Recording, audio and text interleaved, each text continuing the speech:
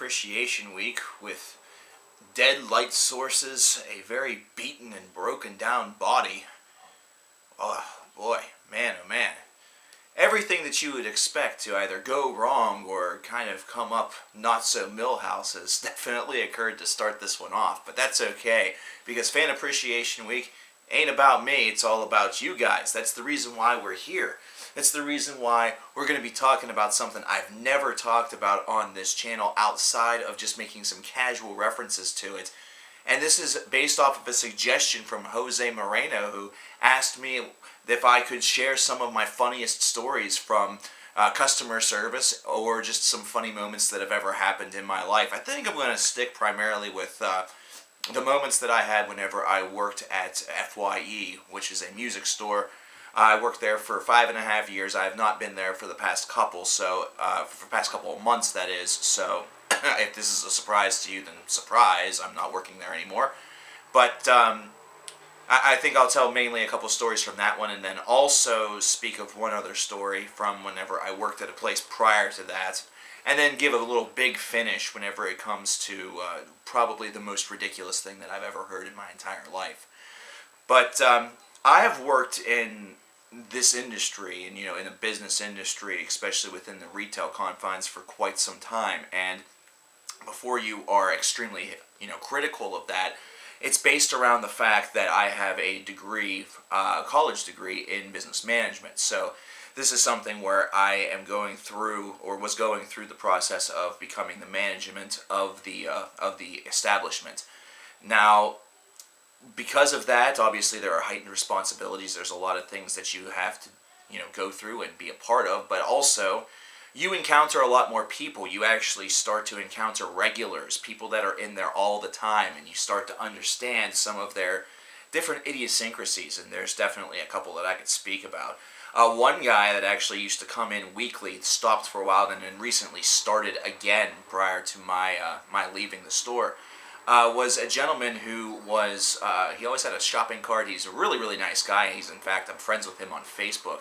And he is a collector of sorts. He was one that ordered a lot of different items, a lot of old school shows from the 1970s. He liked game shows. He liked board games, coffee cans. He was a collector. I love talking with this gentleman simply because he always had something interesting to say. He really seemed to be a steel trap of knowledge, where he just seemed to know everything about what he was really looking for. And you have to really respect that, because that is a rare thing with the wealth that we have out there. To find somebody that has that kind of passion and that kind of knowledge that they recall just like that is definitely a treat. But he would always keep the peace for me in a very peaceful and a very, I guess you would consider it, very Asian style, which I was very appreciative of.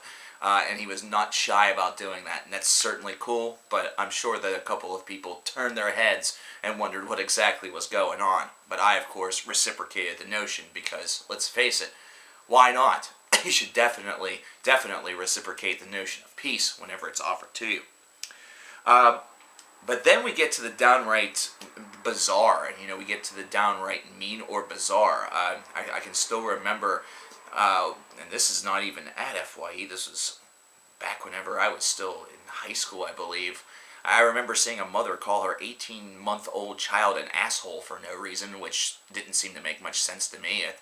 It's an 18-month-old child, and I think just dropped something on the floor from the little seat that, was propping her up right by where, I don't know, it was ridiculous. Like, whenever I heard that, I instantly had some ire in my eye toward this lady, because how the hell is an 18-month-old an asshole? But, whatever. But then, you bring that more closer to the present, you start to realize that people are going to be this way to their children all the time. I remember one instance where a gentleman actually spanked his child relatively hard, much to the disdain of everybody that was around him, and then had to apologize later on, because that was the only way the child was going to listen. There have been memes that have been going around that talk about the "I want to speak to your manager" haircut. If you see these on Facebook, you probably know what I'm talking about. It's very true. It's not something that's just bound to just that right there, but there is certainly a look to these people. They definitely come in with a very disgruntled look on their face, and it's usually over something that's relatively minor, something that, 99% of the time you're going to overlook whenever you go into an environment, but somebody finally decides that they're going to speak up about it because it rubbed them the wrong way or they completely misinterpreted things. I remember one of my coworkers actually got in trouble considering he would not relinquish a product that was special ordered for another customer, for a customer that was in the store currently and wanted it.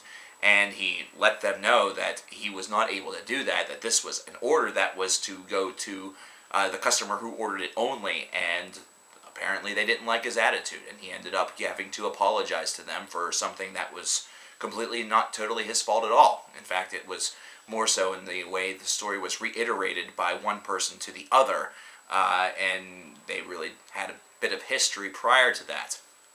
And then you get the people who are talking ill of me, considering people behind me were making comments, making jokes or whatever, whenever I'm trying to, take care and stifle a pretty bad situation, and ended up having to offer her products for free if she were to come back into the store, which she never did, so no harm, no foul, right? Well, I never liked that. I never liked the idea. In fact, to be perfectly honest, I don't care how long of a shopper that she was, she could stay away for all I cared. But that's just me. That's not really a true reflection of the attitudes of the enterprise or anything like that. She rubbed me the wrong way, and I'm sure I rubbed her the wrong way, so we're both mutually wrong in that situation.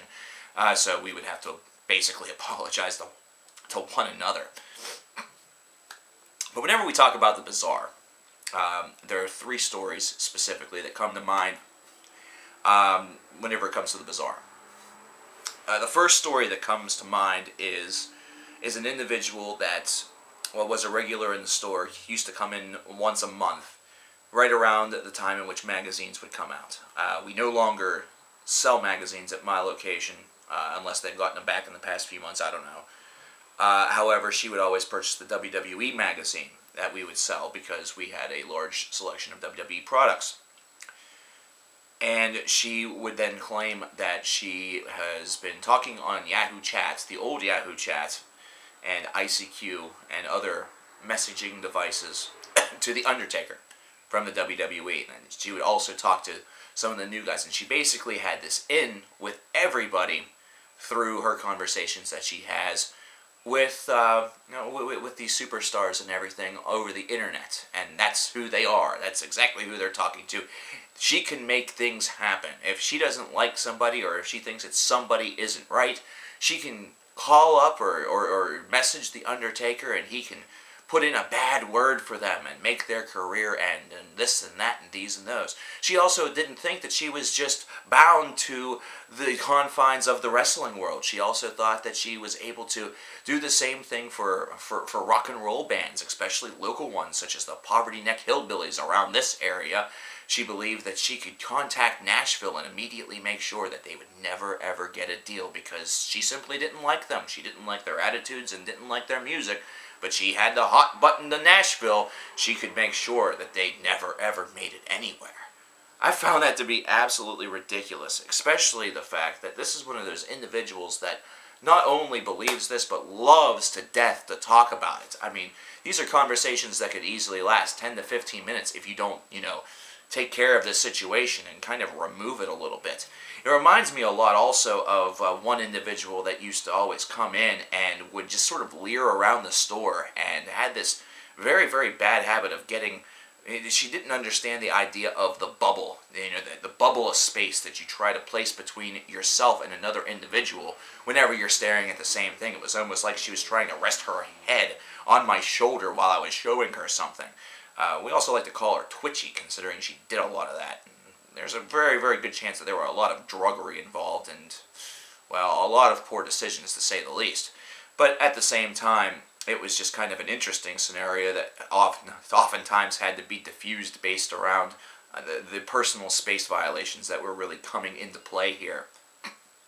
But before we get to the grand finale, probably the most ridiculous thing I've ever heard, I want to share a story from whenever I was working at Spencer Gifts, right around this very same area as one of the managers there. And this was before I was a manager. In fact, this was right about probably a month or so after I had started. Now, obviously, Spencer sells a wide array of materials and merchandise, including what would be the best way? But they sell freaking vibrators. Okay, I'm not even gonna tap dance around this bullshit. They sell vibrators. They sell dildos. They sell stuff that, chicks can shove up their hoo-hoo hole and have it vibrate or do whatever, or give them a nice little stimulus, and they can go to town. It's fine. Well, so you have to kind of get used to the fact that that's what these people are buying, and it doesn't take that much to really get used to it, but I remember seeing an individual that came in and purchased immediately. It was not a very long shopping venture for her. The most expensive item of this variety that was in the store was called the Rabbit. I don't know if these are still popular, if these are still top of the line. I have not kept up on my, on the dildo market, so someone's going to have to give me that information. But at the time, it was the most expensive one that we sold in that store. It was, I think, about $120. So she purchased one, and that was that. So that's pretty run-of-the-mill. It's not exactly a strange thing. But about a week later, I forgot the most important part, the fact that she said she's buying this for somebody for it was a bachelorette party. That's what it was. And I think she may have gotten a couple of tassels to go along with it or whatever. A week later, she was in once again, and she was procuring yet another rabbit. Another $120 down the line, and once again says it was for a bachelorette party. It was a bachelorette party. Well, okay, you just kind of smile and nod, and you start to wonder a little bit. I mean, she's a really good friend if she's getting, for a gag gift for a bachelorette party, or even if it's a legit gift for a bachelorette party, a $120 pleasure device for her friend. Either this is a weird sense of humor, or she really wants to make sure that these brides-to-be never go to sleep at night feeling unsatisfied. Whatever. Week later, she comes back in, doesn't have $120 this time, so she has to aim for one that's $40. And that's it. This one didn't have much of a story attached to it, but it was basically the similar idea that it was not one that was for her. That would be fine if I didn't know people that knew her. If I didn't have a friend of a friend, that was, friends with her enough to be inside of her home, to the point where, while in her room, while they were hanging out one evening, happened to stumble upon a box that had all three of those within it. So yes, the bachelorette party, that was all a cover-up. That was not legitimate at all. Apparently she needs a pitching rotation of pleasure devices, and unfortunately, my friend, if you're out there, I'm sorry that you discovered that. To this day, even though it's been like probably 7 or 8 years, my friend discovered this and was, of course, horrified by this prospect. But definitely gave the story a bit of a new twist whenever that information was given to me. It definitely elevated it to ridiculosity. Well, finally, the coup d'etat, though, was whenever Hurricane Sandy blew through. Hurricane Sandy, of course, ravaged New Jersey. It ravaged other areas of the country. I don't want to just, ignore the other areas that were hit majorly by this storm. However, for us, it provided a lot of rain. It did provide some wind, though it was nothing that was to the level of at its epicenter. It knocked out power. It knocked out the internet. It gave a lot of problems to businesses, including the mall, and including the store. So one of the problems that was going on was the fact that credit card transactions were not being able to go through instantaneously. This was something where it was kind of hovering in limbo while it waits to have that information processed, considering our network was not connecting to the overall network that was, the local area network for the mall. There was no internet connection, so the internet was actually down for a couple of days, and even whenever that retrieved itself and got back up, our store had to actually do some fierce rewiring and retooling, mainly because I think a surge blew or something had altered the settings or had caused some havoc with that. So I remember being on the phone with tech support for 2 hours until we got that rectified. But there was a gentleman who was crazy to begin with. He had to read everything to him that came in, and was typically whenever you have people complain, they complain usually because you charge them too much. That's basic human, that's a basic human notion. That if you're overcharged, you want to tell somebody about it. You want to let them know about the mistake. That way you can get your money back. Well, this gentleman was so crazy that he actually came in and complained about the fact that we hadn't taken his money yet. He was trying to basically be an honorable gentleman and say, hey, I purchased this item and I'm still not seeing this come off of my debit card. I still haven't seen these funds come off of my card. And so typically whenever you're in the situation, you just tell somebody, well, we're having some issues with our systems because of Hurricane Sandy. So just give it a couple of days. It will show up on your bank statement. It will come off of your card. It just may take a little bit longer because of all the havoc that was caused by the hurricane. And this was not good enough. This was one of those situations where, unfortunately, the person I was speaking to was not of the mind to comprehend this and understand that sometimes whenever, catastrophic events occur, things go haywire. Things don't operate perfectly in the perfect world, and that some things will take time and not happen whenever he wants them to happen. So I can remember going back and forth about this for about 10 minutes, to the point where it went from being just me explaining to him what the issue was to us shouting at one another, to the point where I said famously, it isn't like we were responsible for Hurricane Sandy. And what he said next was unbelievable. He said, yes, you were. So this guy basically just insinuated that we were responsible, that we caused Hurricane Sandy, as though we have in the back room, where nobody can find it, a super secret weather machine, where all we have to do with a couple turns of the dial, a flip of the switch, and perhaps a little incantation or a little chant or dance can make terrible things happen. All those people that died in, all these catastrophic events were based around that machine, don't you know? All the people that were trying to say that we're okay after this earthquake, it was our machine, sorry. Somebody decided to fuck with the machine. It was ridiculous. It was probably one of the most crazy things I ever heard. And it was so funny. I had to actually, after I heard this, I had to walk away. And I had to pretend, because I was mad at the guy. I had to pretend that I was still angry. But the whole entire time, I'm walking away from him. I'm laughing so hard.